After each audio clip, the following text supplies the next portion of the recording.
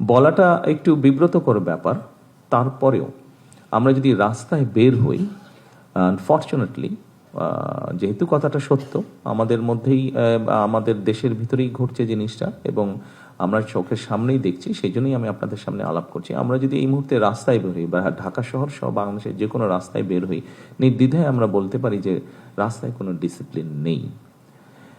উপস্থিতিবৃন্দ, একজন বিদেশি বিনিয়োগকারী যখন এয়ারপোর্টে নামবে, সে কিন্তু বাংলাদেশটি কেমন, বাংলাদেশে সে কতটুকু নিরাপদ, বা বাংলাদেশে কতটুকু সে কিভাবে চলতে পারবে, কিভাবে সে এখানে বিনিয়োগ সহ যে কোনো কাজ সহজভাবে করতে পারবে, এটি সে রাস্তায় বের হলেই বুঝতে পারবে যে বুদ্ধিমান লোক।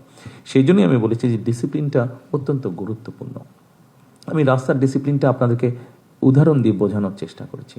এরকম অবস্থা সোজা বাংলায় যেটাকে বলে অনেকটা হয়তো হজবরল, এরকম একটা শব্দ আমরা ব্যবহার করি, এরকম অবস্থা হয়তো আমাদের রাষ্ট্রের বিভিন্ন জায়গায় আছে। আমাদের দায়িত্ব সেই বিষয়গুলোকে ধীরে ধীরে, একদিনে হবে না কোনো বিষয়, ধীরে ধীরে সেই বিষয়গুলোকে ঠিক করে নিয়ে আসা।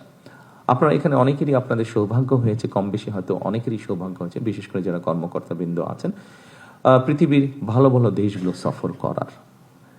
যে সকল ভালো ভালো দেশে আপনারা সফর করেছেন, আপনাদের কাজের জন্যই আপনারা সফর করেছেন হয়তো অধিকাংশ ক্ষেত্রে। নিশ্চয়ই মানুষ হিসাবে যখন আপনি সেই দেশগুলোতে গিয়েছেন, আপনি একজন কর্মকর্তা হিসাবে গিয়েছেন, বাংলাদেশের সরকারের কর্মকর্তা হিসাবে হয়তো সরকারি কাজে গিয়েছেন, কিন্তু একটা সময় তো আপনি মানুষ হিসাবেও চিন্তা ভাবনার সুযোগ পেয়েছেন, যখন পথে বেরিয়েছেন, যখন তাদের ট্রাফিক ব্যবস্থা দেখেছেন, যখন তাদের অফিস আদালতের ব্যবস্থা দেখেছেন। নিশ্চয়ই আপনার মনের মধ্যে একজন বাংলাদেশি হিসাবে, একজন মানুষ হিসাবে, একজন নাগরিক, দেশের নাগরিক হিসাবে আপনার মনের মধ্যে হঠাৎ করে একটি কথা এসছে, যা হয় এদের দেশটা এত সুন্দর, আমার দেশটা কেন এরকম, এটি আসতে বাধ্য আপনার মনের মধ্যে। উপস্থিতিবৃন্দ, যেই দেশটিকে নিয়ে আপনি আফসোস করেছেন, এই দেশটিতেও মানুষ আছে, এবং যেই দেশটিকে আপনি উদাহরণ হিসাবে চিন্তা করছেন, সেই দেশটিতেও মানুষ আছে।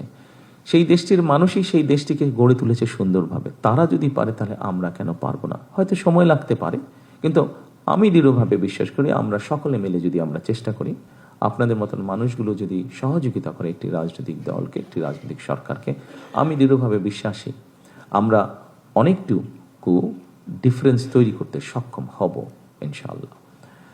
সম্মানিত উপস্থিতিবৃন্দ, বাংলাদেশের মানুষ